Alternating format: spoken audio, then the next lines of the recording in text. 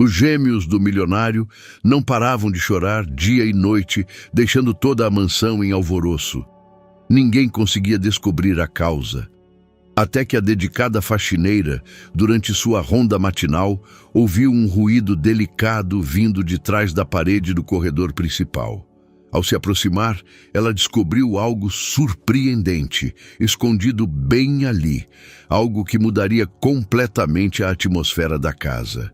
A chuva batia nas janelas do casarão antigo em Campos do Jordão com uma determinação monótona, como se a própria natureza tentasse lavar todas as imperfeições da cidade.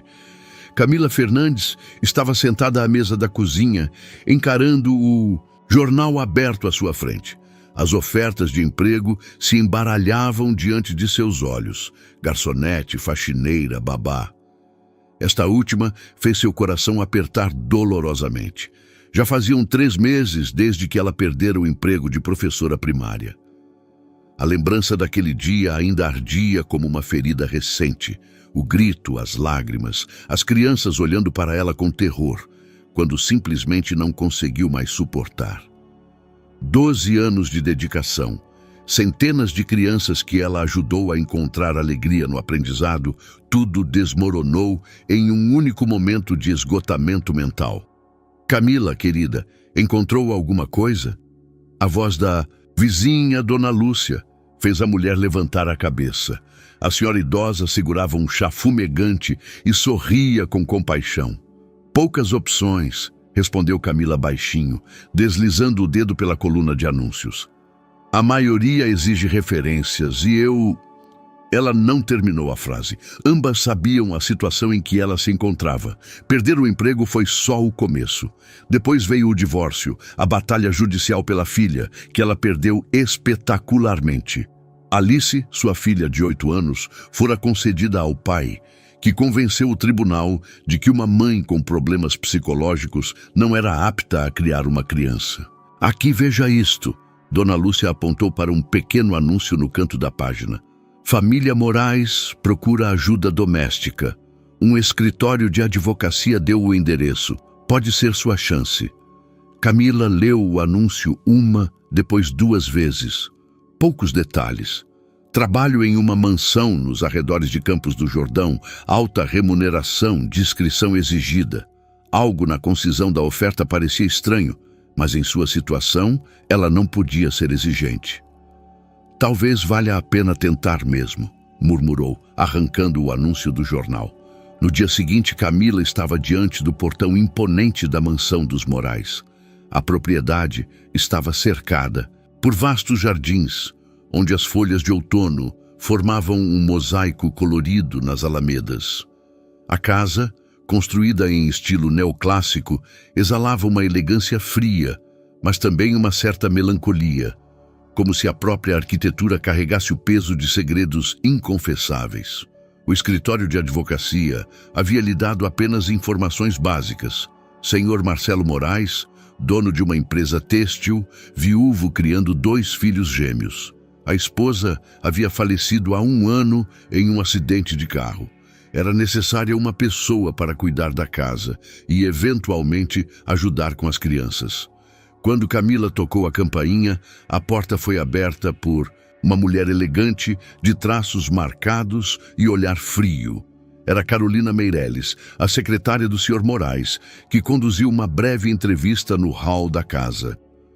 O Sr. Moraes está muito ocupado, explicou Carolina, avaliando Camila com o olhar.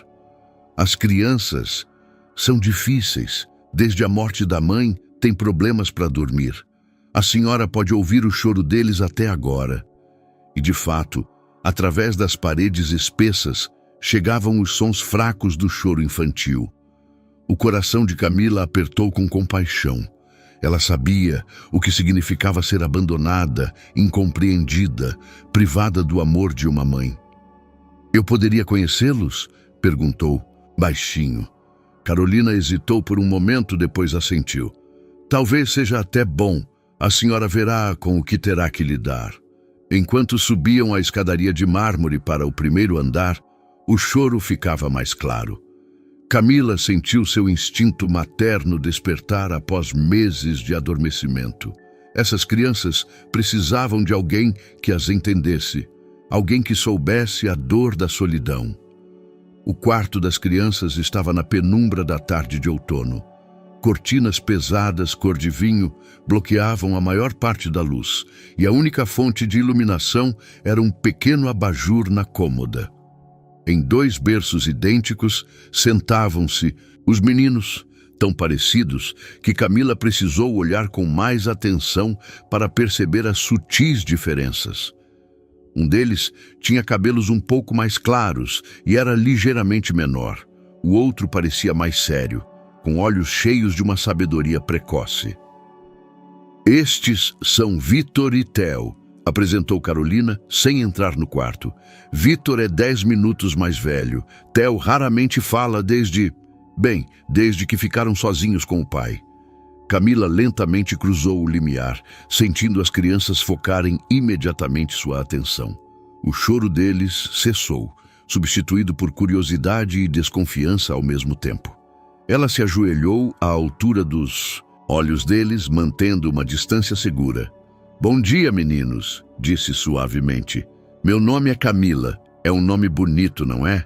Significa serva de Deus, e eu sinto que você é um anjo que chegou para nós." Vitor falou primeiro, sua voz rouca de tanto chorar. "A mamãe nos contava coisas diferentes sobre nomes. Os nossos também significam algo." "Vitor é vencedor", sussurrou Theo timidamente. "E eu sou um presente de Deus." O coração de Camila bateu mais forte. Essas crianças carregavam a memória da mãe como um tesouro que ao mesmo tempo as consolava e as feria. Ela conhecia essa sensação.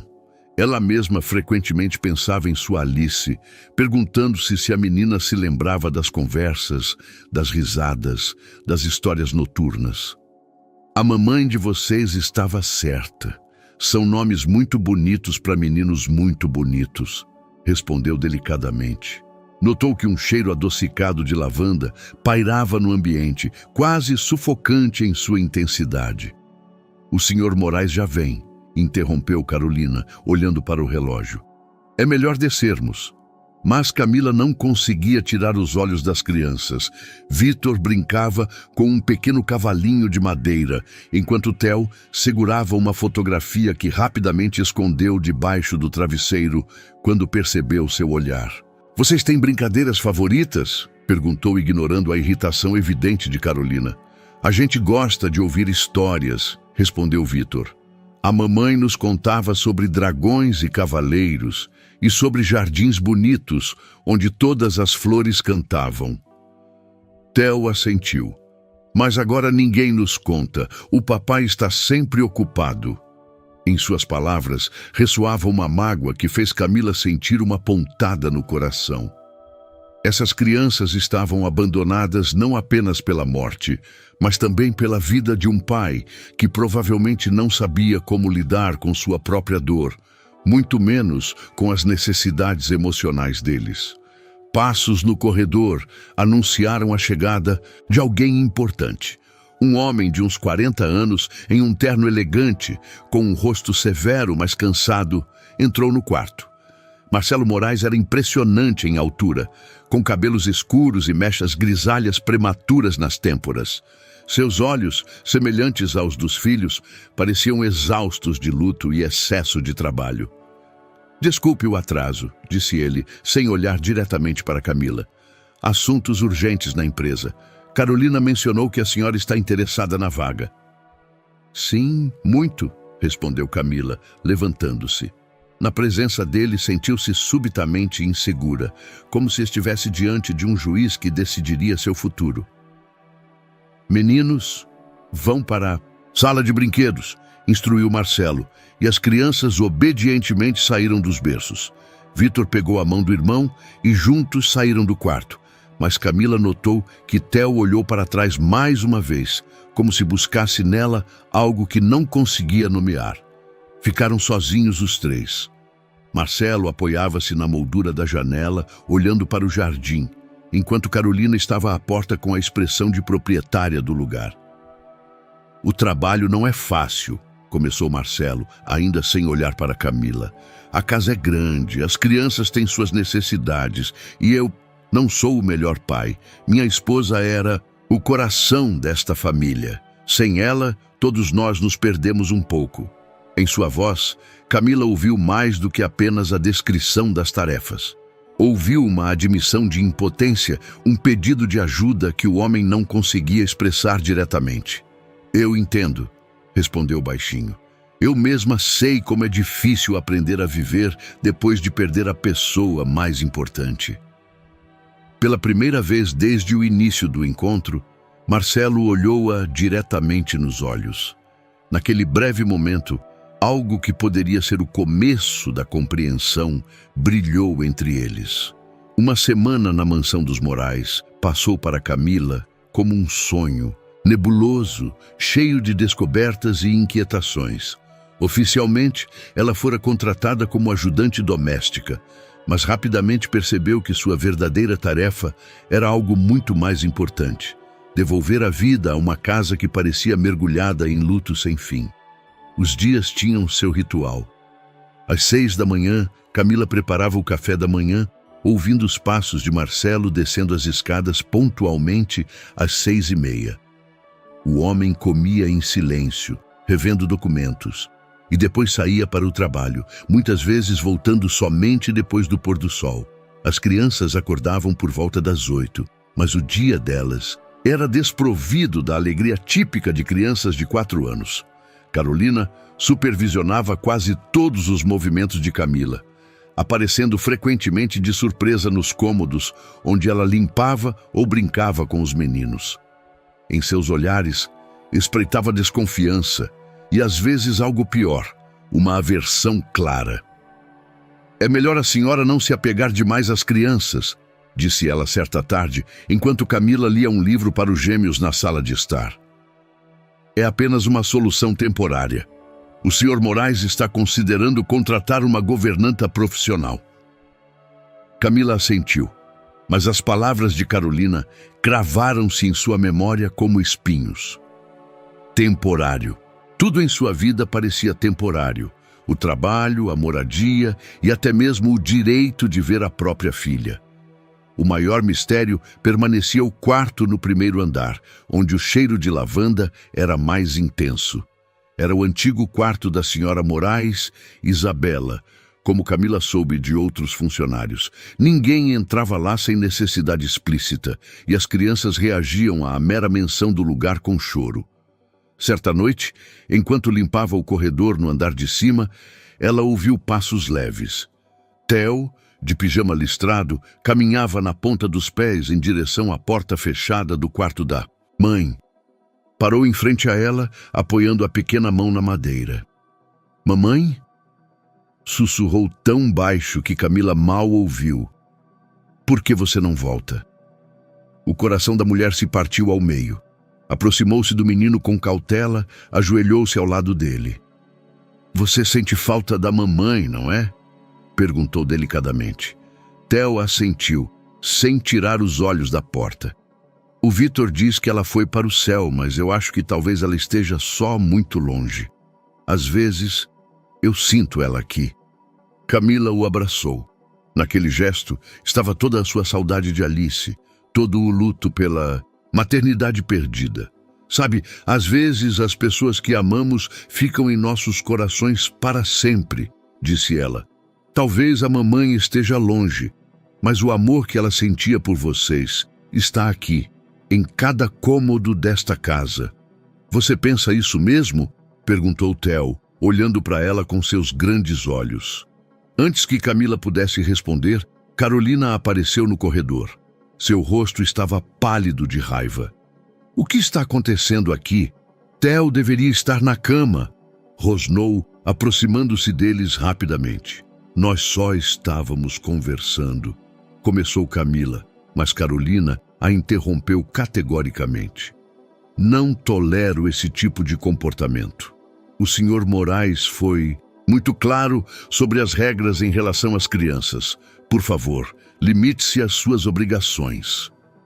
Pegou Theo pela mão e o levou para o quarto, sem olhar para trás. Camila Ficou sozinha no corredor, sentindo a raiva e a frustração crescerem em seu peito. No dia seguinte, a atmosfera na casa estava ainda mais tensa.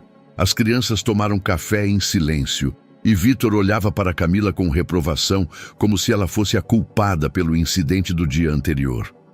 Marcelo saiu mais cedo do que o normal, mal lançando um bom dia em direção à mesa.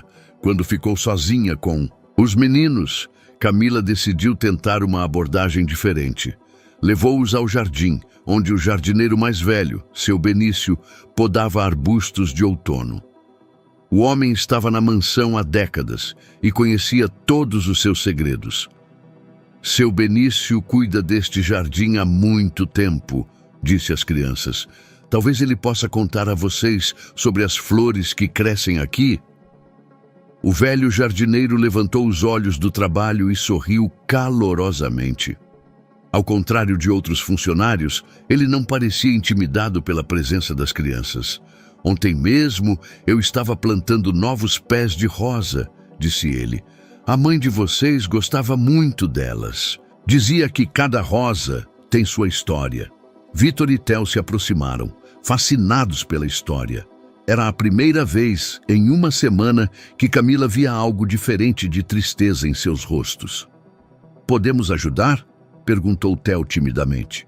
Claro, respondeu seu Benício, entregando pequenas pás aos meninos. Mas vocês precisam ser muito delicados. As plantas, como as pessoas, precisam de amor e paciência para crescer. Observando as crianças curvadas sobre a terra, Camila sentiu o primeiro brilho de esperança em muito tempo. Talvez ela encontrasse uma maneira de ajudar aquela família a recuperar o que haviam perdido. Mas Carolina e o reservado Marcelo permitiriam isso? A tempestade de outubro assolava a propriedade dos Morais com fúria inesperada. O vento chicoteava os galhos dos carvalhos centenários e a chuva batia nas janelas com tal força que parecia tentar invadir o interior. Camila não conseguia dormir, não por causa do barulho, mas pela inquietação que a atormentava há dias. Algo naquela casa estava fundamentalmente errado. Não era um luto comum pela perda de uma mãe. Era uma ferida mais profunda, algo oculto que todos sabiam, mas ninguém ousava falar abertamente. Quando o relógio do hall bateu meia-noite, ela ouviu os sons familiares, o choro das crianças vindo de cima. Era a terceira noite seguida que Vítor e Theo acordavam gritando. Ninguém da casa reagia ao desespero deles, como se tivessem aceitado aquilo como parte normal do ritmo noturno da mansão. Camila não aguentou. Subiu as escadas silenciosamente, em direção ao quarto dos meninos. A porta estava entreaberta e uma luz fraca do abajur vazava pela fresta. Mamãe, volta pra gente, sussurrava Vítor em meio às lágrimas, abraçando o irmão. Talvez se a gente fosse mais bonzinho, completou Theo, sua voz tremendo de tristeza. Camila sentiu o coração se partir. Essas crianças se culpavam pela partida da mãe. Em sua lógica infantil, não conseguiam entender que, às vezes, os adultos tomam decisões que estão fora do controle dos pequenos. Ela cruzou o limiar e se aproximou das camas. Os meninos a olharam com uma mistura de confusão e alívio. Tiveram um pesadelo? Perguntou baixinho, sentando-se na beirada da cama de Vítor. Não foi um pesadelo, respondeu o mais velho dos gêmeos. Foi de verdade. A gente ouviu a mamãe no quarto dela. Ela nos chamou, mas a porta estava trancada. Theo assentiu energicamente. Às vezes, à noite, a gente ouve os passos dela e depois o choro. Mas quando a gente vai ver, não tem ninguém lá. Camila franziu a testa. Crianças nessa idade costumam ter uma imaginação vívida, mas em suas palavras havia uma sinceridade que não deixava margem para dúvidas. Elas realmente tinham ouvido algo. E o papai sabe desses barulhos? Perguntou cautelosamente. O papai não quer falar da mamãe, disse Vítor tristemente. Ele diz que a gente tem que ser forte e não chorar. Mas eu não sei como ser forte quando sinto tanta falta da mamãe. Camila abraçou os dois meninos, sentindo seus próprios traumas se misturarem à dor deles. Ela sabia o que significava ser deixada com perguntas sem respostas, com uma mágoa que não tinha vazão. Escutem, eu sei que é difícil, mas às vezes os adultos fazem coisas que a gente não entende, disse delicadamente. Isso não significa que eles não amam vocês.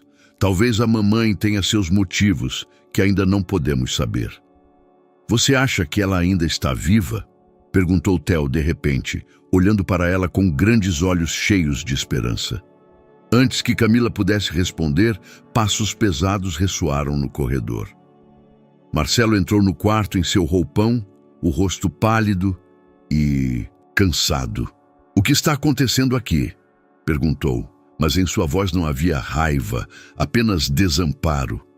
Os meninos não conseguiam dormir, explicou Camila, levantando-se. Estão tendo pesadelos e... Não são pesadelos, interrompeu Vitor com uma determinação inesperada. Papai, por que você não nos diz a verdade sobre a mamãe? Por que você finge que ela morreu se a gente sabe que ela está em algum lugar? Marcelo congelou no lugar, como se tivesse levado um golpe. Por um momento, seu rosto expressou uma batalha de emoções internas. Raiva, medo, tristeza e algo que parecia culpa. Vitor, começou ele fracamente. A gente ouve ela à noite, continuou o menino, e Theo abraçou o irmão, buscando nele força. A gente ouve ela andando no quarto dela e chorando. Por que a gente não pode ir até lá? Por que a gente não pode dizer a ela que sente muita falta? O silêncio que se seguiu era denso como a névoa da serra. Camila viu Marcelo lutar consigo mesmo, tentando encontrar palavras que não vinham. Finalmente, o homem ajoelhou-se ao lado da cama dos filhos. A mamãe não morreu, disse com dificuldade, como se cada palavra lhe causasse dor física. Mas também não está mais conosco. Ela foi para muito longe e provavelmente nunca mais voltará. Por quê? Perguntou Theo em um sussurro. Marcelo olhou para Camila, seus olhos suplicando por ajuda, por compreensão, por perdão pelas mentiras que havia contado aos próprios filhos. Porque às vezes os adultos se perdem, respondeu Camila por ele, sentindo sua voz tremer, e precisam de tempo para se reencontrar. Não é culpa de vocês. E isso não significa que ela não os ama. Naquele momento, ela entendeu que estava à beira de algo grande. Uma verdade que poderia mudar a vida daquela família, mas também destruir a frágil ordem que havia sido criada. As crianças precisavam de respostas. Marcelo precisava de alívio da mentira.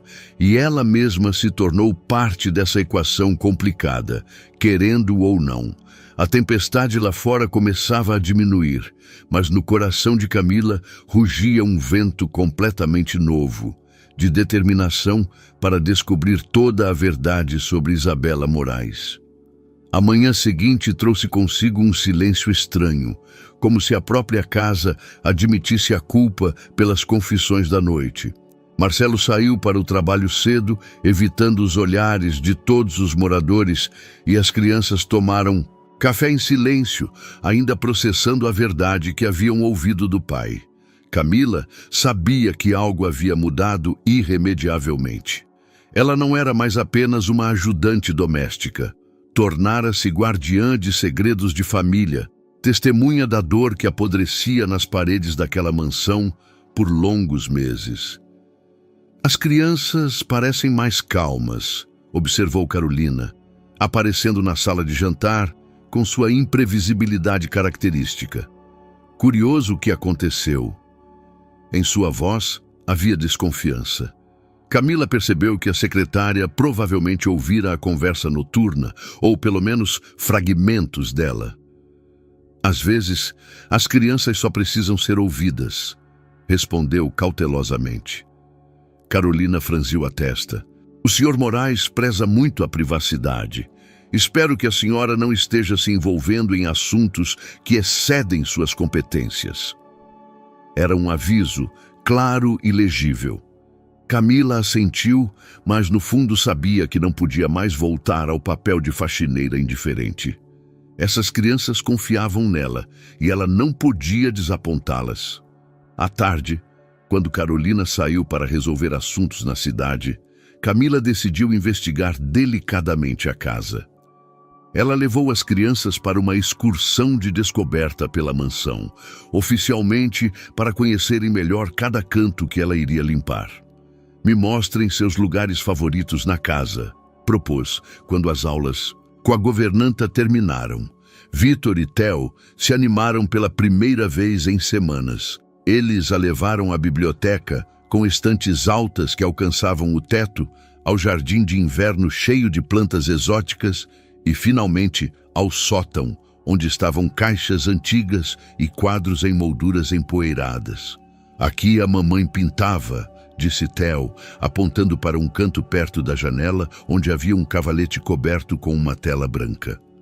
Ela sempre dizia que as cores a ajudavam a pensar. Camila se aproximou. No parapeito ainda havia tubos de tinta, pincéis em um copo com água que há muito evaporara. Tudo parecia como se Isabela fosse voltar a qualquer momento e continuar o trabalho. "Podemos ver os quadros dela?", perguntou cautelosamente. Os meninos trocaram olhares. Então Vitor se aproximou de uma das caixas e a abriu. Dentro havia telas embrulhadas em um tecido de linho. Camila delicadamente desdobrou a primeira. O quadro representava um jardim sob o brilho do sol poente. As flores pareciam ter vida própria, e ao fundo podia-se distinguir as silhuetas de crianças brincando. Mas algo naquela idílio era perturbador. As sombras eram muito escuras, e as cores, embora bonitas, tinham uma melancolia que beirava o desespero. "Somos nós", disse Theo baixinho, apontando para as pequenas figuras. "A mamãe nos desenhava muitas vezes." Os quadros seguintes contavam a história de uma mulher gradualmente imersa na tristeza. As cores tornavam-se cada vez mais suaves, as composições caóticas. A última tela era quase completamente preta. Apenas no centro brilhava uma pequena mancha dourada, como o último raio de esperança afundando na escuridão.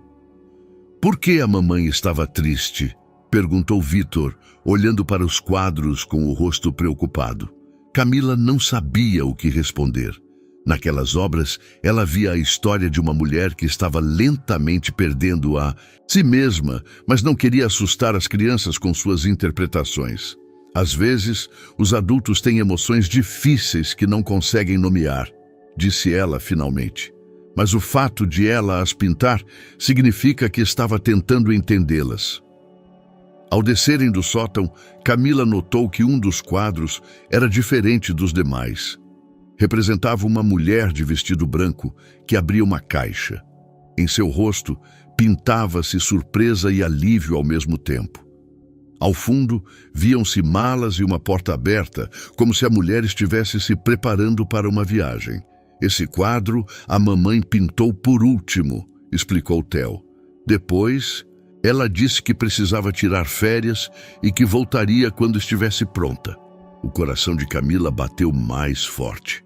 Aquilo não era um quadro sobre morte ou desaparecimento.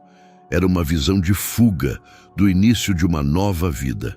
Isabela Moraes não havia morrido. Ela havia partido por vontade própria, deixando para trás apenas enigmas e histórias incompletas. À noite, quando as crianças dormiam, Camila não conseguia parar de pensar no que havia visto. Decidiu voltar ao sótão e olhar os quadros mais de perto. Talvez encontrasse algumas pistas que a ajudassem a entender por que Isabela tomara uma decisão tão drástica. Enquanto subia as escadas com uma vela na mão, ouviu um leve farfalhar atrás de si.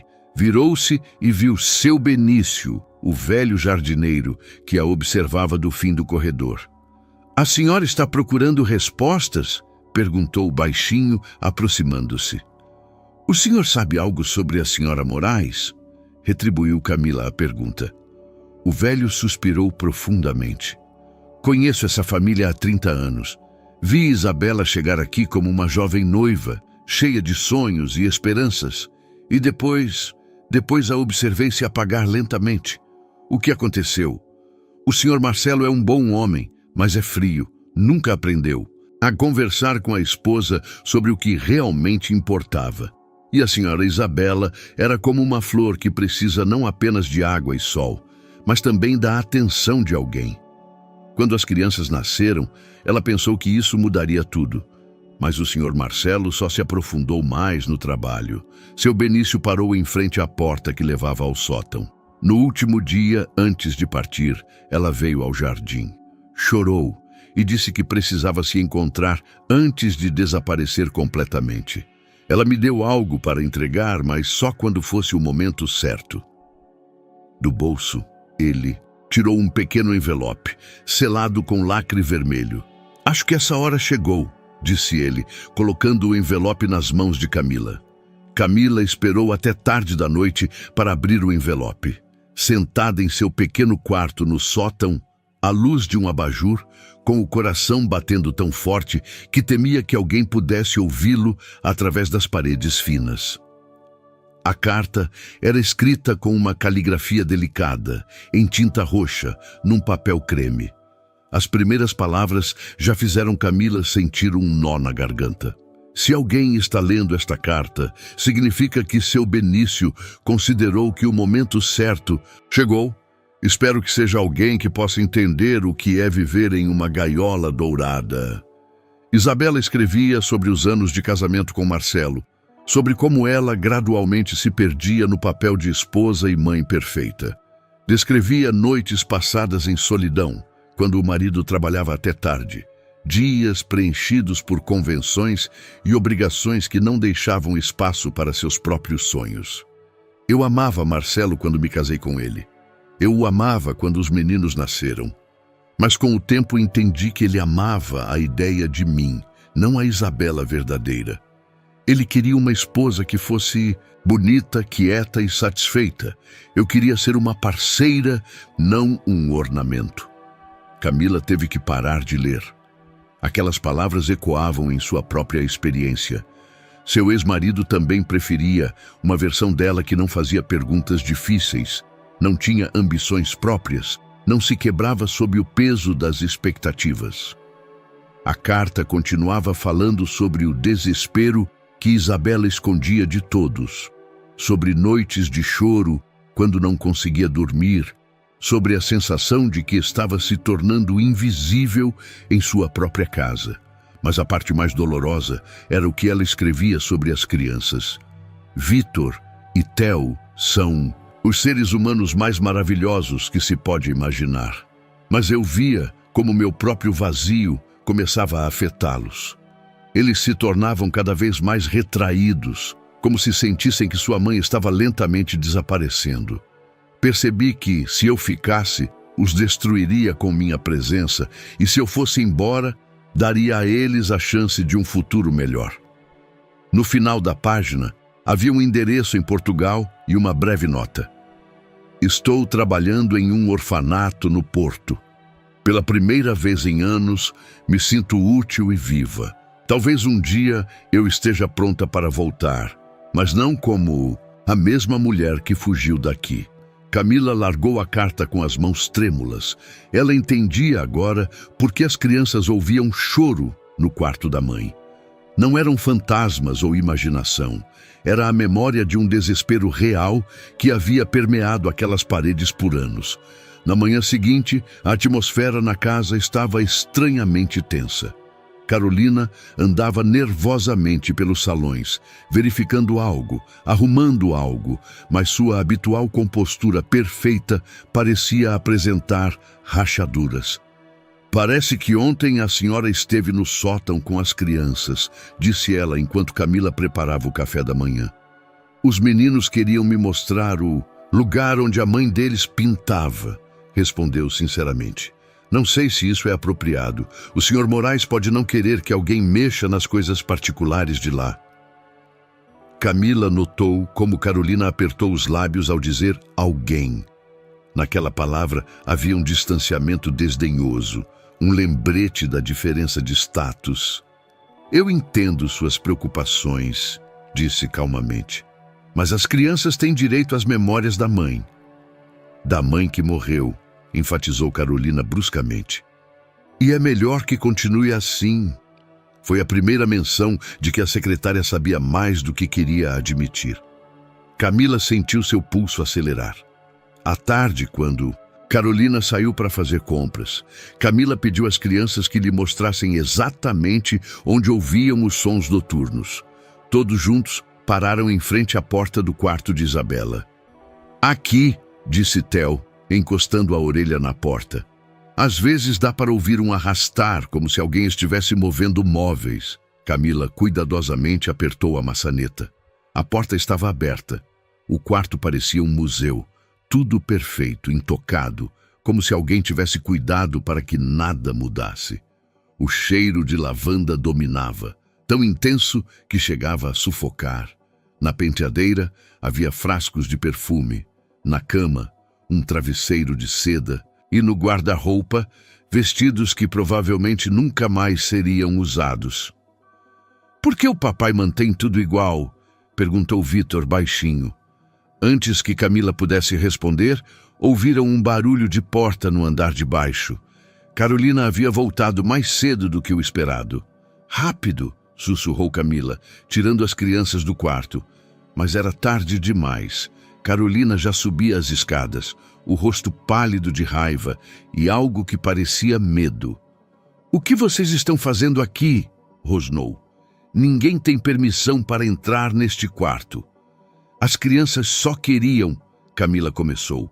«As crianças não deveriam entrar lá. São ordens do senhor. Moraes!» Vitor e Theo se agarraram a Camila, aterrorizados com o surto de Carolina.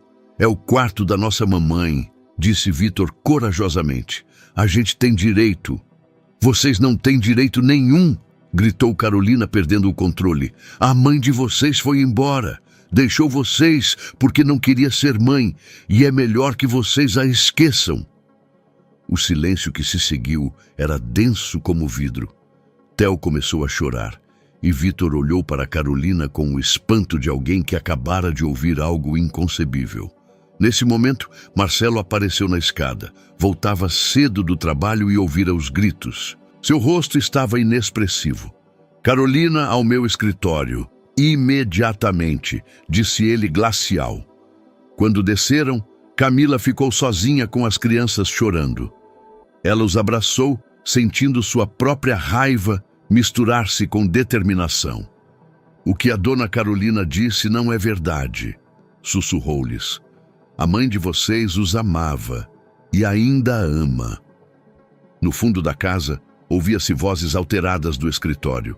Camila sabia que algo havia mudado irremediavelmente. A verdade começava a vir à tona, mas seria libertação para aquela família ou uma dor ainda maior. A conversa no escritório durou mais de 1 hora. Camila estava colocando as crianças para dormir, quando ouviu a porta de entrada bater e o ronco do motor de um carro. Carolina partira sem se despedir de ninguém. Marcelo entrou na sala de jantar, onde Camila terminava de arrumar as coisas depois do jantar.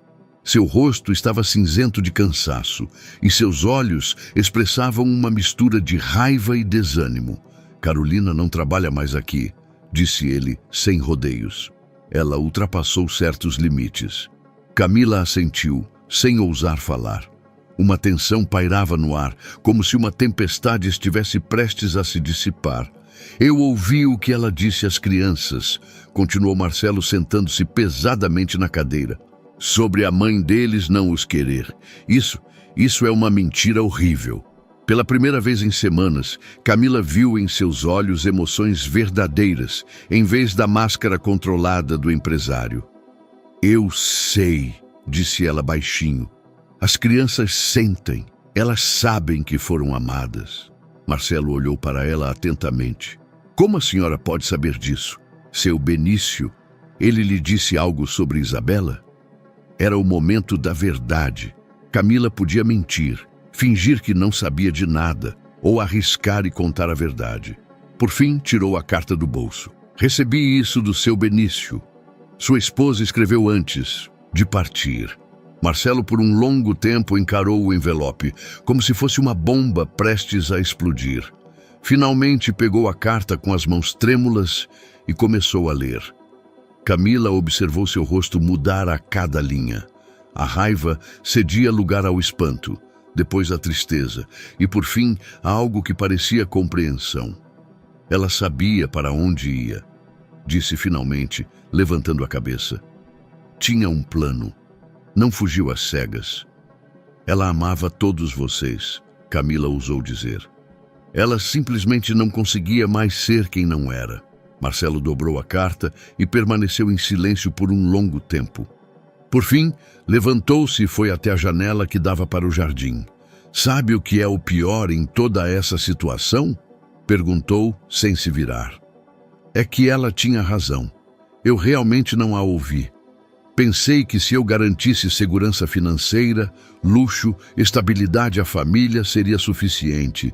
Não vi que Isabela morria de saudades de uma verdadeira proximidade. Camila sentiu o coração apertar de compaixão. Naquela confissão, havia uma sinceridade tal que ela teve que se conter para não se aproximar e abraçar aquele homem quebrado. Não é tarde demais, disse suavemente. As crianças precisam de um pai que possa ser verdadeiro. E talvez sua esposa não tenha perdido totalmente a esperança. O que a senhora quer dizer? Na carta ela escreveu que talvez um dia estaria pronta para voltar, mas como outra mulher, não a mesma que fugiu. Marcelo virou-se da janela e pela primeira vez olhou para Camila não como uma ajudante doméstica, mas como uma pessoa. Por que a senhora está fazendo tudo isso? Perguntou. Por que se envolve em nossos problemas? Não são seus assuntos. Camila hesitou. Poderia dizer algo genérico sobre compaixão ou empatia, mas algo em seu tom a fez ser sincera. Porque eu também fugi uma vez, disse finalmente. Não fisicamente, mas emocionalmente. Fechei-me em mim mesma depois do divórcio, depois de perder minha filha. Por meses vivi como um autômato e agora, olhando para seus filhos, vejo uma segunda chance, para eles e para mim. Filha, o tribunal concedeu a guarda ao pai depois do meu esgotamento mental. Disseram que eu não era apta para ser mãe. A voz de Camila tremeu, apesar de seus esforços para manter a calma. Marcelo a olhou com uma compreensão que ia além das palavras.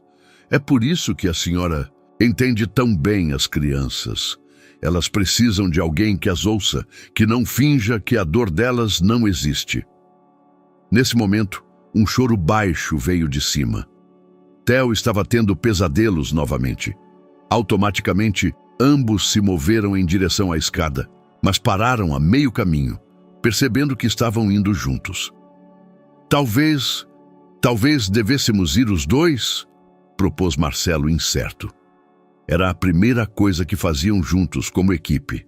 No quarto das crianças, encontraram Theo sentado na cama, abraçando os joelhos e soluçando baixinho. Vitor já estava acordado e tentava confortar o irmão. O que aconteceu, meu filho? Perguntou Marcelo, sentando-se na beirada da cama. Em sua voz não havia mais a habitual formalidade, apenas uma preocupação autêntica. Sonhei que a mamãe voltou, mas quando eu quis abraçá-la, ela sumiu, soluçou Theo. E aquela senhora gritou que a mamãe não nos amava. É verdade, papai? Marcelo olhou para Camila, buscando apoio, depois voltou o olhar para o filho. Não, Theo, não é verdade. A mamãe amava muito vocês, mas ela estava muito triste e precisou ir para longe para encontrar uma forma de ser feliz de novo. Ela vai voltar um dia? Perguntou Vitor. Eu não sei, respondeu Marcelo. Sinceramente. Mas sei que se ela voltar, vai querer ver vocês felizes e fortes. E isso significa que precisamos aprender a ser uma família, mesmo que a mamãe não esteja conosco. Theo estendeu os bracinhos para o pai, que o abraçou apertado. Camila sentiu as lágrimas virem aos olhos. Era o primeiro momento verdadeiro de proximidade entre Marcelo e seus filhos em meses. A dona Camila pode ficar com a gente? Perguntou Vitor de repente. Marcelo olhou para ela interrogativamente. A senhora gostaria, não como ajudante doméstica, mas como alguém que nos ajude a ser uma família? Camila sabia que essa pergunta mudaria tudo. Se dissesse sim, deixaria de ser apenas uma observadora do drama deles. Tornar-se-ia parte de sua história, para o bem e para o mal. Sim, respondeu sem hesitação. Eu gostaria muito.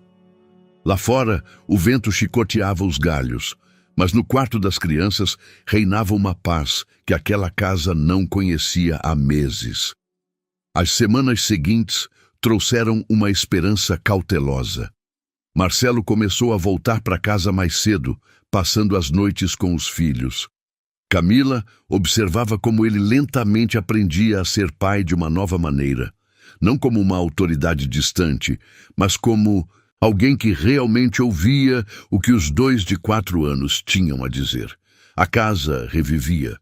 O riso das crianças ecoava novamente pelos corredores e o cheiro intenso de lavanda do quarto de Isabela parecia diminuir gradualmente, como se a própria atmosfera se curasse junto com os moradores. Certa tarde de dezembro, enquanto a primeira neve cobria os jardins com um manto branco, um carro desconhecido parou no portão da mansão. Camila observou pela janela um homem de meia idade descer do veículo, com uma caderneta na mão e passos decididos. Emerson Lins se apresentou como jornalista investigativo de um jornal de São Paulo. Sua visita não era por acaso. Recebi uma denúncia anônima sobre o desaparecimento de Isabela Moraes, explicou a Marcelo quando se sentaram no escritório. Camila, sob o pretexto de levar chá, permaneceu por perto e ouvia cada palavra. Minha esposa não desapareceu, respondeu Marcelo friamente. Ela viajou por motivos pessoais. Para a Índia, como foi oficialmente divulgado, para um retiro espiritual. Emerson revisava suas anotações. Curioso, porque meus contatos na indústria do turismo não têm registros de tal viagem. E a fonte que me contatou afirma que sua esposa pode estar em um lugar completamente diferente. Marcelo empalideceu. Camila sabia que ele pensava na mesma coisa que ela. Quem poderia ter dado ao jornalista informações sobre o verdadeiro paradeiro de Isabela? Não entendo o que o senhor está perguntando, Marcelo continuou, mas em sua voz havia incerteza. Pode-se entender de várias maneiras. Emerson fechou a caderneta. Mas as pessoas estão começando a falar. Há boatos na cidade. Alguns falam de problemas no casamento, outros de um desaparecimento súbito. Hoje em dia, a mídia se interessa muito por esse tipo de assunto. A ameaça era clara. Emerson Lins chantageava a família Moraes, contando com o fato de que eles pagariam por seu silêncio ou lhe dariam material para uma matéria sensacionalista. Por favor, deixe minha propriedade, disse Marcelo categoricamente, e não ouse voltar aqui. Claro, Emerson sorriu desagradavelmente, mas a verdade tem o hábito de sempre vir à tona. Tenho uma semana para escrever um artigo sobre esposas desaparecidas de empresários de São Paulo. O senhor pode me contatar se quiser dar sua versão dos fatos. Quando o jornalista saiu, Marcelo ficou sozinho no escritório. Camila o encontrou 1 hora depois, sentado com a cabeça entre as mãos. Foi a Carolina, disse ele, sem levantar os olhos. Só ela sabia os detalhes. Está se vingando pela demissão. O que o senhor pretende fazer? Não sei. Se a história vier à tona, as crianças ficarão expostas a fofocas, sensacionalismo, e se o jornalista apresentar os fatos de forma errada. Marcelo interrompeu, sem conseguir terminar o pensamento. Camila sentou-se à frente dele. Ela tinha uma ideia que vinha amadurecendo nela há semanas, mas só agora encontrava coragem para expressá-la. E se o senhor contatasse sua esposa diretamente? Marcelo levantou a cabeça, olhando para ela com espanto. Tenho o endereço da carta, continuou Camila. Talvez uma carta sincera seja suficiente. Talvez até uma ligação telefônica. Se ela souber o que está acontecendo, talvez aceite alguma explicação que proteja as crianças. E se ela recusar, se não quiser falar comigo? Será a escolha dela, mas pelo menos ela saberá que o Senhor respeita a decisão dela de partir e pede apenas ajuda para proteger os filhos. Marcelo ficou em silêncio por um longo tempo, processando a proposta. Finalmente, assentiu. A senhora me ajuda a escrever essa carta? Foi um dos textos mais difíceis que Camila já havia coescrito. Cada palavra precisava ser pensada, sincera, mas sem pressão ou culpa. Marcelo escreveu sobre sua consciência dos erros, sobre como havia mudado após a partida dela, sobre as crianças e suas necessidades. Não estou pedindo que você volte, ditou ele, e Camila anotava. Peço apenas ajuda para proteger Vitor e Theo de um escândalo. Eles merecem uma infância tranquila, independentemente dos nossos erros como pais. No final, ele adicionou: se um dia você quiser ver os meninos, eu respeitarei. Mas entenda também que preciso protegê-los de um mundo que não entende os assuntos complicados dos adultos. A carta foi enviada no dia seguinte, por correio expresso para o porto. Agora, restava apenas esperar. Enquanto isso, Emerson Lins não ficou ocioso. Ele aparecia nas proximidades da propriedade, conversava com os vizinhos, tentava arrancar informações das lojas onde a família fazia compras. Sua presença lançava uma sombra sobre a atmosfera festiva que Camila tentava criar para as crianças. Por que aquele senhor vem aqui? Perguntou Vitor ao ver Emerson pela janela, caminhando pela alameda que levava ao portão. É apenas alguém que faz muitas perguntas, respondeu Camila diplomaticamente. Mas a gente não precisa responder a ele. Na véspera de Natal, a resposta de Portugal finalmente chegou. Isabela escreveu brevemente, mas com sua delicadeza característica. Ela concordou em ter uma conversa telefônica após as festas. Pediu apenas uma condição: que pudesse primeiro conversar com alguém neutro, que lhe contasse como os meninos estavam e se estavam felizes. Ela quer falar comigo, disse Camila, mostrando a carta a Marcelo, como alguém que não faz parte do conflito de vocês. Marcelo assentiu com compreensão. É sensato da parte dela. Poderá ouvir a verdade sobre como as crianças estão. Mas essa conversa traria a solução para os problemas, ou abriria novas feridas, ainda mais dolorosas. Camila sentia que se aproximava o momento em que o passado colidiria definitivamente com o presente. A conversa foi marcada para o dia 3 de janeiro, tarde da noite, quando as crianças já dormiam.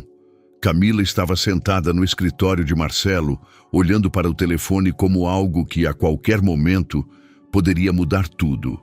Ele mesmo havia saído do quarto, dando-lhe privacidade, mas ela sentia sua presença atrás da porta. Quando o telefone tocou, seu coração saltou. Camila! A voz de Isabela era suave, com um leve sotaque que parecia mais pronunciado do que no Brasil. Obrigada por ter aceitado falar comigo. Eu que agradeço pela sua confiança, respondeu Camila, tentando acalmar o tremor na voz. Marcelo escreveu que a contratou como ajudante doméstica, mas me parece que é algo mais. De fato, começou como trabalho, mas seus filhos precisavam de alguém que os ouvisse. Do outro lado da linha, houve um silêncio. Depois, Camila ouviu um choro baixo. Como eles estão, de verdade? Perguntou Isabela finalmente. Na carta, Marcelo escreve que estão felizes, mas eu quero ouvir isso de alguém que não precise me poupar. Camila fechou os olhos, pensando em como dizer a verdade, sem ferir a mulher que já sofria. Quando cheguei aqui, eles choravam todas as noites. Começou lentamente. Eles a ouviam no quarto dela, sentiam que os adultos estavam escondendo algo. Theo perguntava se não tinha sido bonzinho o suficiente para a mamãe ficar. Vitor fingia ser forte, mas à noite sussurrava para sua foto. Isabela já chorava abertamente. Eu sabia que os machucaria, mas pensei que era melhor do que ficar com uma mãe que estava se desfazendo lentamente. Foi o maior erro da minha vida? Eu não sei, respondeu Camila sinceramente.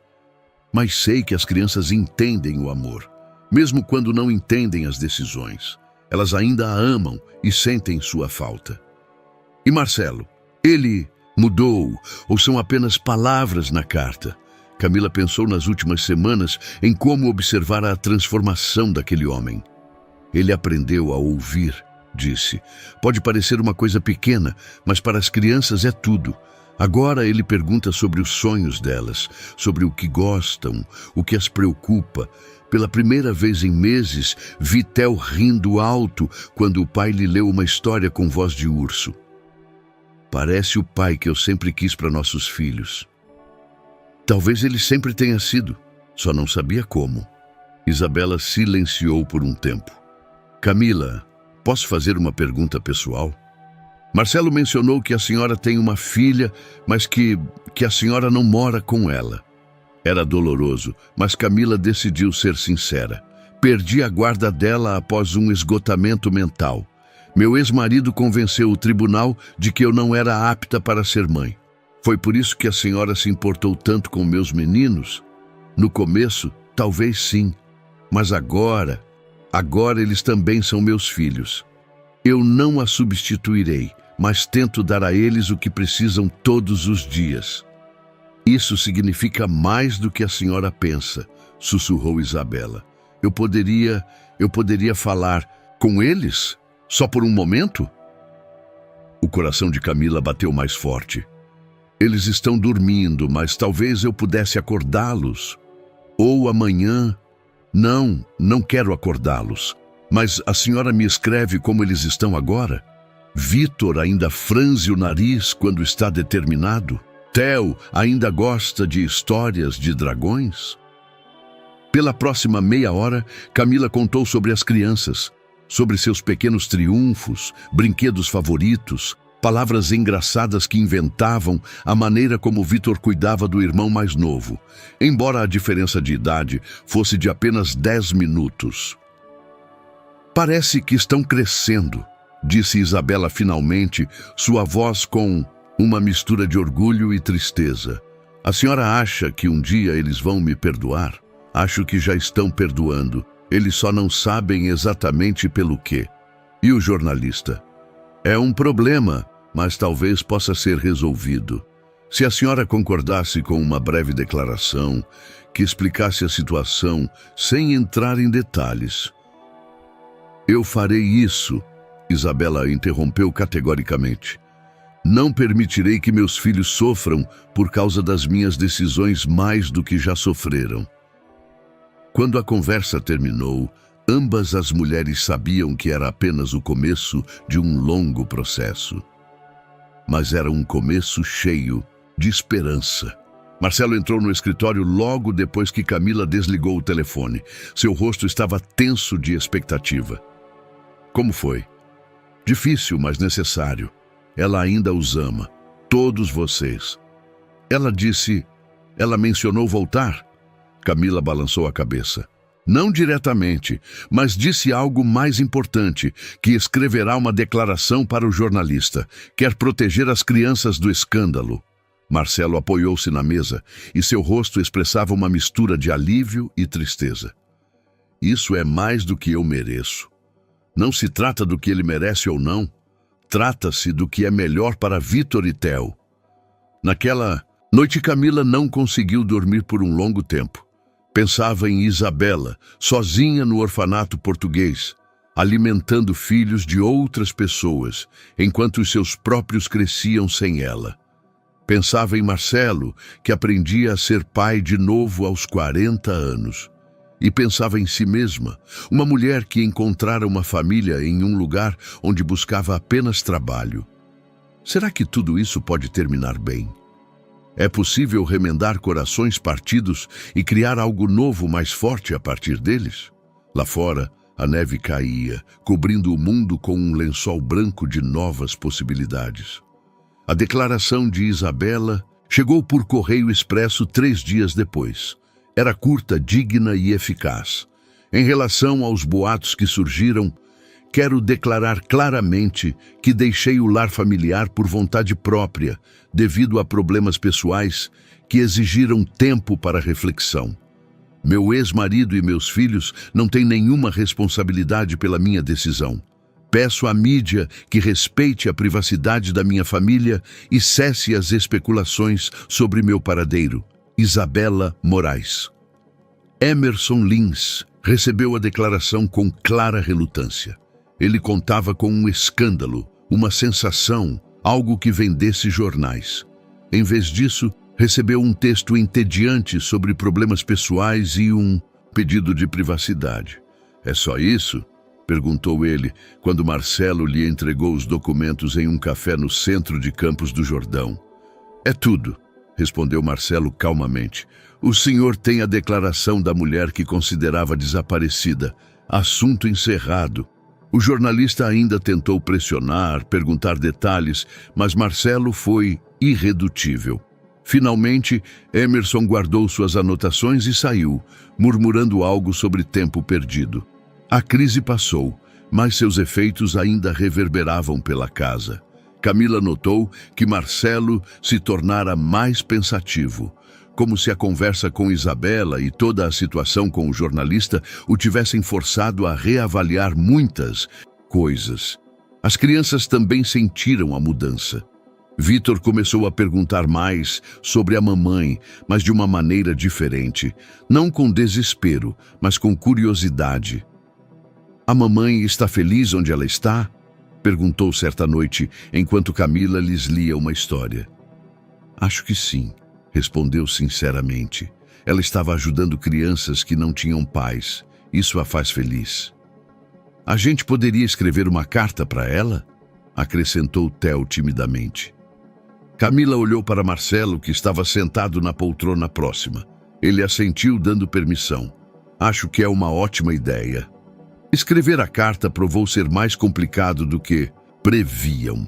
Os meninos queriam contar à mamãe sobre tudo, sobre os brinquedos novos, sobre o papai que agora lhes lia histórias, sobre a dona Camila, que sabia a receita das melhores panquecas do mundo.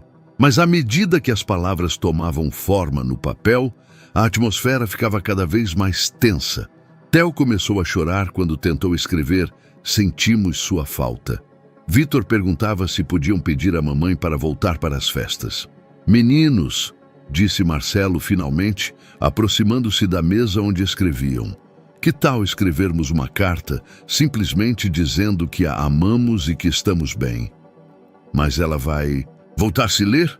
perguntou Theo com esperança na voz. Marcelo ajoelhou-se ao lado da cadeira dele. "Eu não sei, meu filho. A mamãe precisa de mais tempo. Mas isso não significa que ela não os ama." Foi um dos momentos mais difíceis desde o início de toda a história. As crianças ansiavam por uma resposta clara, uma garantia de que seu mundo se arranjaria. Mas a vida raramente oferece tais certezas. No fim, a carta foi curta e doce. "Querida mamãe, estamos comportados e saudáveis. O papai agora nos lê histórias todas as noites. A dona Camila faz as melhores panquecas e nos ajuda a desenhar. Amamos muito você, Vitor e Theo." Quando a carta foi enviada, um silêncio estranho pairou na casa, como se todos esperassem por algo que não conseguiam nomear. Uma semana depois, a resposta chegou. Não uma carta, mas uma encomenda. Dentro, havia 2 ursinhos de pelúcia idênticos, muito pequenos, que podiam ser carregados no bolso. Em cada um pequeno bilhete. "Para Vitor. Este ursinho vai lembrá-lo de que você é forte e corajoso. Para Theo. Este ursinho vai lembrá-lo de que você é amado e especial. A mamãe sempre pensará em vocês. Isabela." Os meninos receberam os presentes com uma mistura de alegria e tristeza. Pelo resto do dia, carregaram os ursinhos para todos os lugares, como se fossem o tesouro mais valioso do mundo. Mas naquela noite, quando Camila os colocava para dormir, Theo fez uma pergunta que soou como uma sentença. Isso significa que a mamãe nunca mais vai voltar? Camila não sabia o que responder. No gesto de Isabela havia algo de final, como se ela se despedisse das crianças para sempre, dando-lhes algo que as confortaria em sua ausência. Eu não sei, meu amor, disse ela finalmente, mas sei que a mamãe quer que vocês sejam felizes e quer que vocês saibam que são amados. Naquela noite, pela primeira vez em semanas, as crianças choraram novamente. Mas desta vez, choraram junto com o pai, que veio ao quarto deles e os abraçou. Vai ficar tudo bem, sussurrava ele, embora ele mesmo não tivesse certeza. Somos uma família. Encontraremos uma maneira de sermos felizes. Camila observou a cena do corredor, sentindo seu próprio coração se partir e, ao mesmo tempo, se encher de esperança. Aquela família aprendia a viver com a ausência, mas também com o amor que permanecia. Será que isso bastaria para construir um futuro? É possível ser feliz sabendo que alguém que se ama escolheu uma vida sem você? No dia seguinte, Marcelo a chamou para uma conversa particular. Camila, eu pensei sobre tudo o que aconteceu, sobre Isabela, sobre as crianças, sobre nós. Ele hesitou. Sobre nós como família. O que o senhor quer dizer? Eu gostaria que a senhora ficasse conosco, não como ajudante doméstica, como parte da família.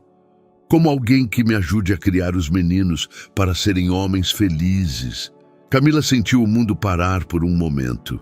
Era uma proposta com a qual ela sonhara, mas também uma que a assustava com suas consequências. Marcelo, começou ela, usando o nome dele pela primeira vez. É uma grande responsabilidade. Eu sei, mas acho que todos já nos apaixonamos uns pelos outros. Não romanticamente, acrescentou rapidamente, mas de uma forma que cria uma verdadeira família. Seria essa a resposta? É possível construir a felicidade sobre os alicerces da partida de alguém? Camila sabia que sua decisão mudaria tudo. Para ela, para Marcelo, para as crianças e talvez até para Isabela, em algum lugar distante em Portugal. Camila precisou de 3 dias para responder à proposta de Marcelo. Durante esse tempo, ela observou a vida da família como se de uma distância, tentando entender se sua presença era uma bênção ou talvez uma exploração inconsciente da ausência de alguém. A decisão foi tomada em uma manhã de domingo, quando Vitor e Theo brincavam no jardim com o velho seu Benício. Os meninos riam, ajudando a plantar bulbos de tulipas que floresceriam na primavera. Theo carregava no bolso seu pequeno ursinho da mamãe, mas já não chorava ao falar sobre ele. Eu concordo em ficar, disse a Marcelo enquanto ele estava sentado na sala com uma xícara de café e o jornal, mas com uma condição. O homem levantou os olhos, em seu olhar uma mistura de esperança e preocupação. Quero recuperar o contato com minha filha, continuou Camila. Se eu for ajudar a criar seus filhos, preciso primeiro consertar o relacionamento com minha própria criança. Caso contrário, sempre terei a sensação de estar substituindo uma família por outra. Marcelo assentiu com compreensão. Como posso ajudar? O senhor tem contatos em escritórios de advocacia. Talvez possa me ajudar a encontrar um advogado que me ajude a buscar a guarda compartilhada de Alice? Claro. Mas, Camila, ele hesitou. A senhora tem certeza de que é um bom momento? Um processo judicial pode ser difícil, doloroso. É por isso que preciso fazer isso agora. Pela primeira vez em meses, sinto-me forte o suficiente para lutar. E seus filhos me mostraram que ainda posso ser uma boa mãe. As semanas seguintes foram preenchidas com visitas a advogados, longas conversas com psicólogos judiciais e encontros dolorosos com o ex-marido. Camila teve que provar que seu esgotamento mental era coisa do passado, que havia encontrado estabilidade emocional e financeira. Marcelo a apoiava em cada passo, não apenas financeiramente, mas também emocionalmente. Ele a acompanhava a alguns encontros, apresentando-se como empregador, disposto a garantir-lhe emprego estável e moradia em um ambiente seguro. As crianças sentiam a atenção. Vítor, mais perspicaz que o irmão mais velho, perguntou certa noite: "A dona Camila também vai ter que nos deixar?" Essa pergunta acertou em cheio o coração. Camila sentou-se na cama dele e pegou sua pequena mão. "Não, meu amor, mas eu tenho uma filhinha que mora longe e sinto muita falta dela. Estou tentando fazer com que ela possa me visitar às vezes." "Como a gente com a mamãe?" perguntou Theo, abraçando-a. "Mais ou menos, mas a diferença é que eu não vou a lugar nenhum. Só quero que minha filha saiba que tem uma mãe que a ama." "A gente vai poder brincar com ela?" Vítor parecia intrigado com a perspectiva de ter uma irmã mais velha. "Eu gostaria muito." Aquela noite foi um ponto de virada. Pela primeira vez, Camila sentiu que construía um futuro não à custa do passado, mas como sua extensão natural. Em março, veio a reviravolta. O tribunal concordou com visitas supervisionadas de Alice à mãe, 2 fins de semana por mês e metade das férias escolares. Era menos do que Camila sonhava, mas infinitamente mais do que ela tinha tido nos últimos meses. A primeira visita foi marcada para o início de abril, quando os jardins dos Morais já estavam com as tulipas plantadas pelos meninos em flor. "Estou animada e aterrorizada ao mesmo tempo", disse Camila a Marcelo na véspera da chegada de Alice. "É natural. Eu também me senti assim quando tive que ficar sozinho com os meninos o dia inteiro depois que Isabela partiu." "E como foi?" "Terrível, mas também bonito. Porque entendi que família não é perfeição, é amor que não desiste diante das dificuldades." Alice chegou no sábado de manhã com o pai, que se comportou friamente, mas corretamente. A menina tinha agora 9 anos, estava mais alta e mais séria do que Camila se lembrava. Na primeira hora, ela manteve distância, observando a casa e as pessoas que moravam nela. Mas Vítor e Theo, com a espontaneidade característica das crianças, rapidamente quebraram sua desconfiança. "Quer ver nossa árvore?" perguntou Vítor, mostrando o enorme carvalho onde seu Benício havia construído uma casa na árvore para eles. "E que tal a gente te mostrar nossos tesouros?" acrescentou Theo, pensando na coleção de pedras e folhas que juntavam com Camila. Alice, apesar da reserva inicial, deixou-se levar pelo entusiasmo deles. Camila observava da janela da cozinha sua filha rir pela primeira vez em meses, correndo com os meninos entre as árvores. "Ela está brincando tão bem", disse Marcelo, parando ao lado dela na janela. "Não me lembro da última vez que ouvi a risada dela." À noite, quando os meninos dormiram, Camila e Alice ficaram sozinhas na sala. A menina estava sentada rigidamente na beirada da poltrona, como se pronta para fugir. "Alice, eu sei que é difícil", começou Camila com cautela. "Sei que você está brava comigo." "Por que você nos deixou?" perguntou a menina diretamente.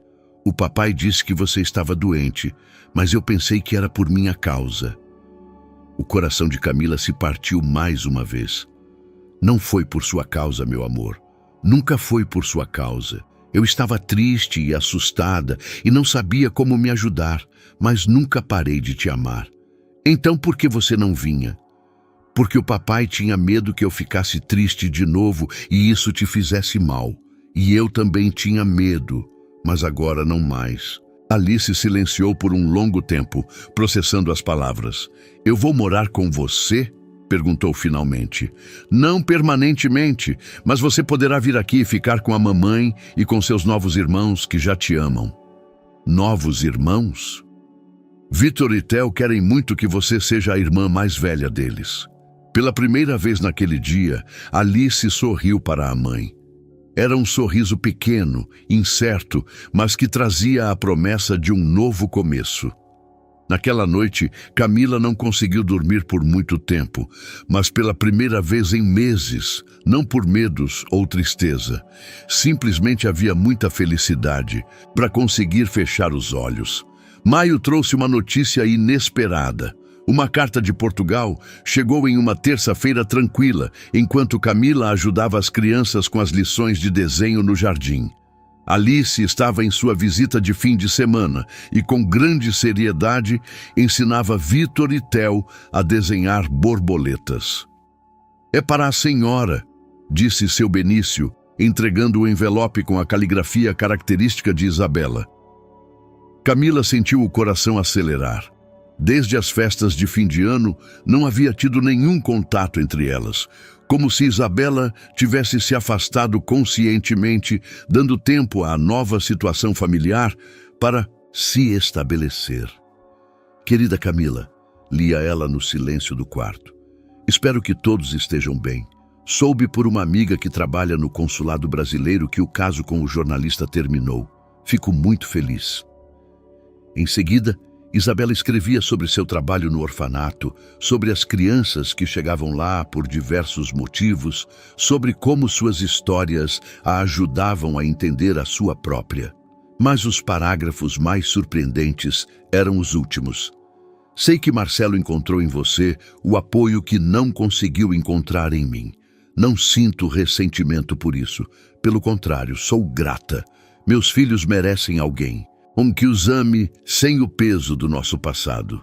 Gostaria de vir ao Brasil por um curto período em julho, não para voltar permanentemente, mas para ver os meninos, conversar com eles sinceramente sobre o que aconteceu e talvez para me despedir de uma forma que nos permita a todos seguir em paz." Camila leu a carta 3 vezes antes de descer. Marcelo estava no escritório, revisando documentos da empresa, mas seu rosto se iluminou quando a viu. "O que há de novo na escola de arte do jardim?" perguntou ele, em tom de brincadeira. Em vez de responder, ela lhe entregou a carta. Observou como sua expressão facial mudava durante a leitura. Surpresa, inquietação, depois algo que parecia alívio. "Ela quer vir", disse finalmente. "Como o senhor se sente em relação a isso?" Marcelo largou a carta e permaneceu em silêncio por um longo tempo, reunindo seus pensamentos. Assustado, mas também pronto. Os meninos estão crescendo, fazendo cada vez mais perguntas. Talvez tenha chegado a hora de ouvirem a verdade dela mesma. "E o senhor? Está pronto para vê-la?" "Não sei. Por meses estive com raiva dela. Depois me senti culpado. Depois triste. Agora já não sei.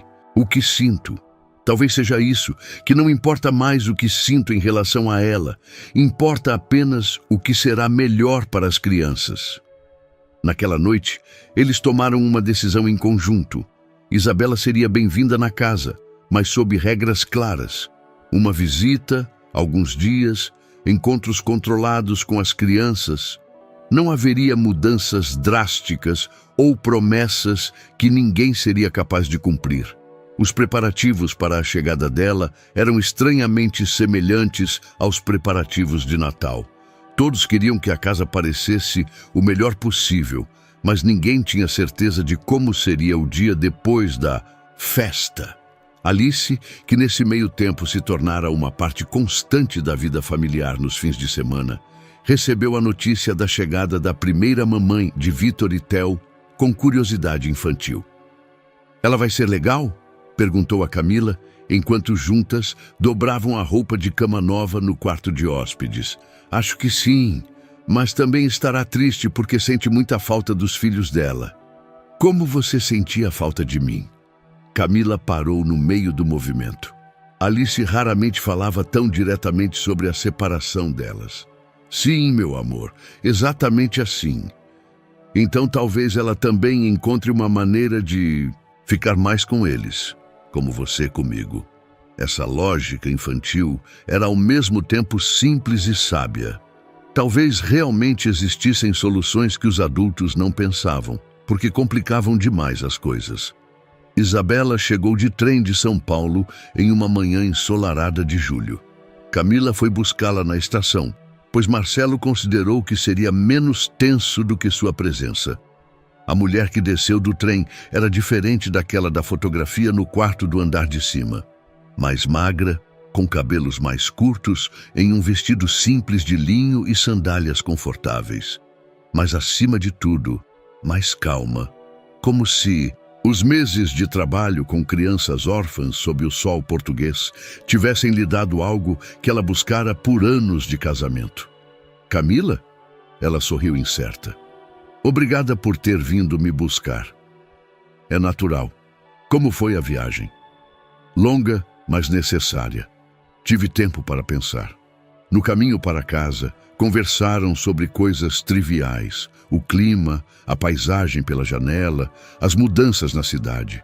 Mas quando a mansão apareceu no horizonte, ambas silenciaram. Parece a mesma, sussurrou Isabela, olhando para a casa que fora sua vida por 8 anos. Por fora, talvez sim. Por dentro, muita coisa mudou. As crianças esperavam no jardim com seu Benício. Assim que o carro parou na entrada, Vitor e Theo correram em direção à mãe, mas pararam a meio caminho, incertos se podiam correr. Isabela saiu do carro e ajoelhou-se na brita. Venham cá, disse suavemente, abrindo os braços. O que se seguiu foi ao mesmo tempo lindo e comovente.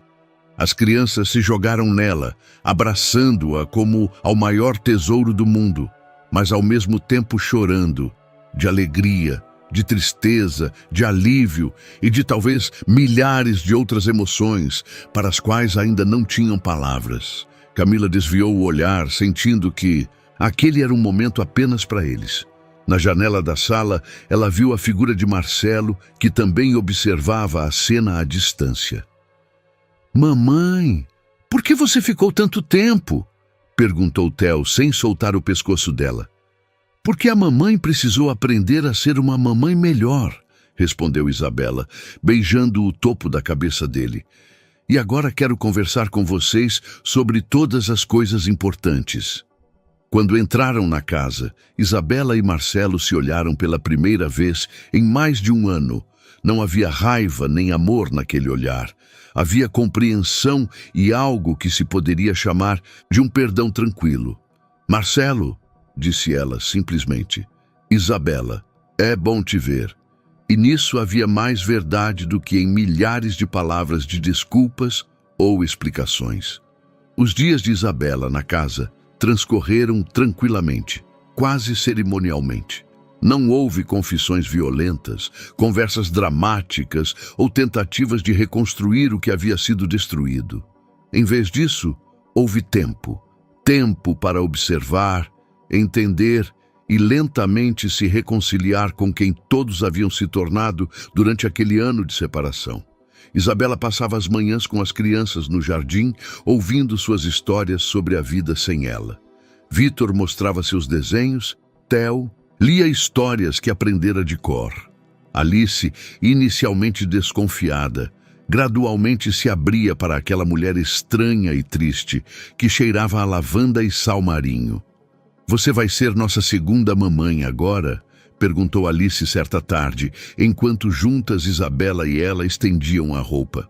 Não, meu amor, eu sou a mamãe número 1 de Vitor e Theo, mas preciso morar longe. Sua mamãe, Camila, agora é a mamãe número 1 de todos vocês aqui. Isso é complicado, murmurou Alice.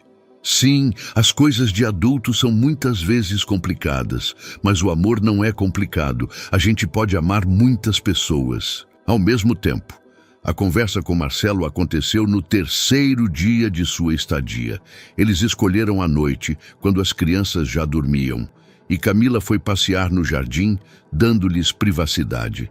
Sentaram-se na sala tomando café, como antes, mas a atmosfera era completamente diferente. Não havia tensão nem pretensões não ditas. Você mudou, disse Isabela, observando o rosto dele. Parece mais tranquilo. Eu aprendi a ouvir, respondeu. Tarde demais para nós, mas talvez não tarde demais para os meninos.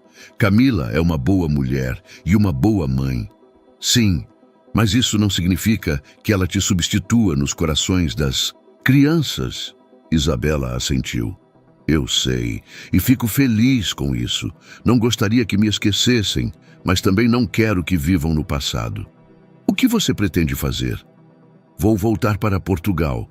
O trabalho lá me dá um sentido para a vida que nunca tive.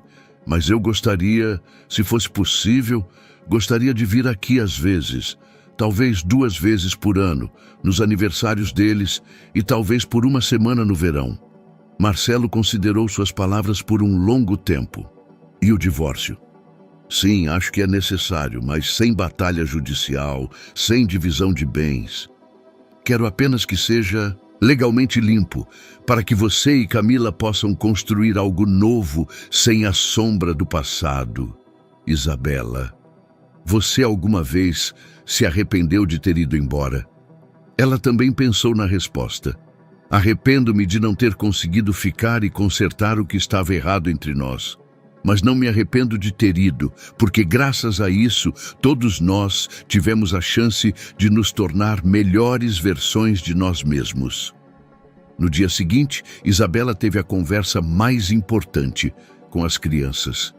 Levou-as ao sótão, ao lugar onde antes pintava seus quadros. As telas ainda estavam lá, empoeiradas, mas intocadas. Lembram-se de quando eu dizia que as cores me ajudavam a pensar? Começou ela, sentando-se no chão entre eles. Sim, respondeu Vitor, mas depois você parou de pintar. Porque me faltaram as cores por dentro. Eu estava tão triste que via tudo em cinza. Ela tirou da bolsa um novo quadro, pequeno, feito em cores claras e alegres. Representava o mar sob um céu azul e na praia uma pequena figura de mulher alimentando gaivotas. E este eu pintei em Portugal. Viram? As cores voltaram, mas para recuperá-las, precisei ir para muito longe. Isso significa que você não vai voltar para casa? Perguntou Theo baixinho. Isabela o abraçou. Meu amor, esta casa sempre será o lugar onde vocês nasceram e onde eu fui mais feliz quando eram pequenos. Mas minha nova casa é onde eu ajudo outras crianças. Isso não significa que parei de amá-los. Significa que agora os amo de uma maneira que me permite ser uma mãe melhor. Não entendo, sussurrou Vitor. Um dia você vai entender. Às vezes as pessoas precisam estar longe umas das outras para poderem se amar de verdade. Naquela mesma noite, outra conversa importante aconteceu. Camila estava sentada com Marcelo no banco do jardim, observando as crianças brincarem na fonte. Pensamos em casamento, disse ele, sem rodeios. Sim, mas depois de conversar com Isabela, me pergunto se é o momento certo, se não seria muito rápido para as crianças, muito complicado legalmente. Camila o interrompeu, colocando a mão na dele.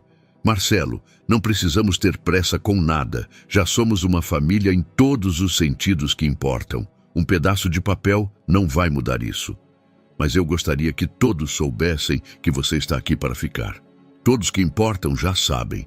Em sua voz havia uma certeza que viera com os meses de construção dessa nova vida. Ela não precisava de cerimônia ou declarações oficiais. Tinha algo muito mais valioso, uma verdadeira sensação de pertencimento. A última noite antes da partida de Isabela, todos passaram juntos em um jantar. Foi uma experiência surreal. 2 mulheres que amaram o mesmo homem em diferentes períodos de sua vida e crianças que eram o testemunho dessa história complicada. Mas em vez de tensão, havia entre eles um silêncio cheio de compreensão.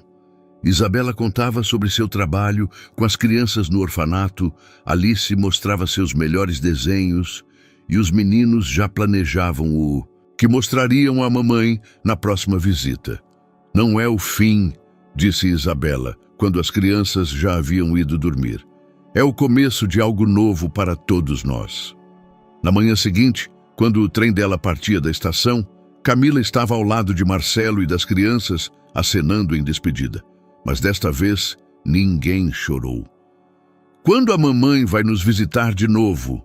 Perguntou Theo. Em outubro, no aniversário de vocês, respondeu Marcelo. Que bom, afirmou Vitor com uma seriedade além de sua idade. Agora eu sei que a mamãe está feliz onde ela está e nós estamos felizes aqui. No caminho para casa, Camila pensou que aquelas eram provavelmente as palavras mais sábias que já ouvira de uma criança de 4 anos. Um ano depois, o ar no Tribunal de Campos do Jordão estava pesado com a chuva de outono, mas Camila se sentia leve como nunca antes. O divórcio de Isabela e Marcelo acabara de ser oficialmente assinado, tranquilamente, amigavelmente, com respeito pelo passado em comum e esperança por um futuro melhor. Pronto, disse Marcelo, saindo da sala de audiências. Em sua voz não havia triunfo nem tristeza, apenas um alívio silencioso. Camila o esperava. No corredor, ela o pegou pelo braço, sentindo que aquele momento encerrava um longo e difícil período na vida de todos eles. Como você se sente? Como alguém que finalmente pode olhar para o futuro, em vez de ficar sempre olhando para trás. Naquela mesma noite, em casa, no jantar, Marcelo anunciou às crianças que oficialmente não era mais marido da mãe delas, mas que isso não mudava nada em suas vidas diárias. Isso significa que agora você pode se casar com a dona Camila? Perguntou com uma simplicidade prática Vitor, que em um ano crescera e se tornara ainda mais parecido com o pai. Posso, se ela quiser, respondeu Marcelo, olhando para Camila com uma pitada de timidez que era encantadora nele. Eu quero, disse Camila simplesmente, e Alice, que estava em sua visita de fim de semana, bateu palmas. A gente vai ter um casamento de verdade? Perguntou Theo. Pequeno, no jardim, só para nós, respondeu Camila, para que todos possam estar juntos. E, de fato, o casamento aconteceu em outubro, no mesmo jardim onde, um ano antes, as crianças haviam se despedido da mamãe sem lágrimas. A cerimônia foi conduzida pelo padre local, e havia apenas alguns convidados. Seu Benício, que se tornara um avô não oficial para todas as crianças, a antiga vizinha de Camila, Dona Lúcia, e o advogado que a ajudou a recuperar a guarda compartilhada de Alice. Não houve um grande salão, vestido caro ou orquestra. Camila usava um vestido creme simples. As crianças espalharam um caminho de folhas de outono. E Marcelo leu um voto que ele mesmo havia escrito. Prometo ser parceiro na construção da nossa família. Prometo ouvir quando você falar, apoiar quando for difícil e compartilhar a alegria quando estivermos bem. Prometo ser um bom pai, não apenas para meus filhos, mas para todas as crianças que vierem para nossa casa. Camila respondeu com palavras que carregava no coração por meses. Prometo amar todos vocês como são, sem tentar mudar ou corrigir. Prometo lembrar que família não é apenas quem mora sob o mesmo teto, mas todos que se carregam nos corações. Prometo construir um lar onde todos possam ser quem realmente são. Quando se beijaram, as crianças gritaram "Hurra!" com tanto entusiasmo que seu Benício teve que enxugar uma lágrima de emoção. À noite, quando os convidados já haviam ido para casa, toda a família sentou-se à lareira. Alice pintava as unhas de roxo. Vitor e Theo construíam um castelo de blocos. E Marcelo com Camila tomavam vinho e observavam seus filhos. Você acha que Isabela está feliz?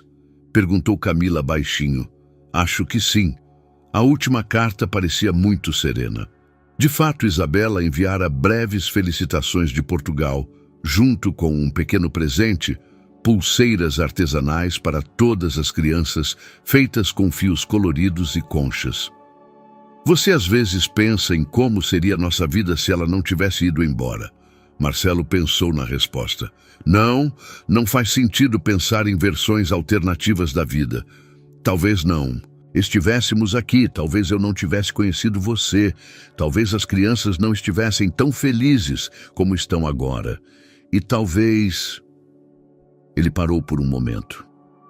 Talvez algumas coisas simplesmente precisem se desfazer para que algo melhor possa surgir. Nesse momento, Theo levantou a cabeça de sua construção. Mamãe Camila, você vai nos amar para sempre. O coração de Camila bateu mais forte. Era a primeira vez que um dos meninos a chamava de mamãe, sem quaisquer adicionais ou explicações. Sempre, respondeu sem hesitação, mesmo que eu tivesse que ir para os confins do mundo como a primeira mamãe de vocês. Mas você não vai, né? Não, meu amor, não vou a lugar nenhum. Alice levantou o olhar das unhas. E talvez a mamãe Isabela nos visite no Natal? Talvez, respondeu Marcelo. Nós enviamos um convite para ela. Que bom, afirmou Alice com a seriedade de uma adolescente. Eu gosto dela. É triste, mas num bom sentido. Naquela noite, quando as crianças já dormiam, Camila e Marcelo ainda ficaram muito tempo junto à lareira, planejando o futuro. Queriam fundar uma pequena escola particular. Ele providenciaria o financiamento, ela a experiência pedagógica. Um lugar onde as crianças pudessem aprender, não apenas conhecimento, mas também a se entenderem e a entenderem os outros. Como vamos chamá-la? Perguntou ele. Escola da Segunda Chance, respondeu ela sem hesitar. Lá fora, o vento chicoteava os galhos, mas na casa estava quente e tranquilo. Camila pensava em como a vida se desenrola estranhamente, em como às vezes é preciso se perder para encontrar o caminho de casa, em como o amor tem muitas formas e nem todas exigem estar junto. Pensava em Isabela, que encontrou seu lugar entre crianças desconhecidas em algum lugar sobre o Oceano Atlântico. Em Marcelo, que aprendeu a ser pai e parceiro. Em sua Alice, que gradualmente deixava a raiva de lado e permitia que a mãe voltasse à sua vida. Em Vitor e Theo, que a ensinaram que se pode amar filhos de outros como se fossem seus. E pensava em si mesma, na mulher que chegou a esta casa como faxineira e fica como esposa, mãe e fundadora de um novo começo para muitas outras famílias que talvez também precisem de uma segunda chance. O cheiro de lavanda havia desaparecido há muito tempo do quarto no andar de cima. Em vez disso, a casa cheirava a cotidiano, a café pela manhã, a tintas de Alice, a sabonete depois do banho dos meninos e aos perfumes de Camila. Cheirava a vida, que não era perfeita, mas era real. E isso era o suficiente. Espero sinceramente que a história de hoje tenha gostado. Inscreva-se no canal para continuar acompanhando conteúdos semelhantes. Deixe um like e escreva nos comentários o que você achou. Até o próximo vídeo.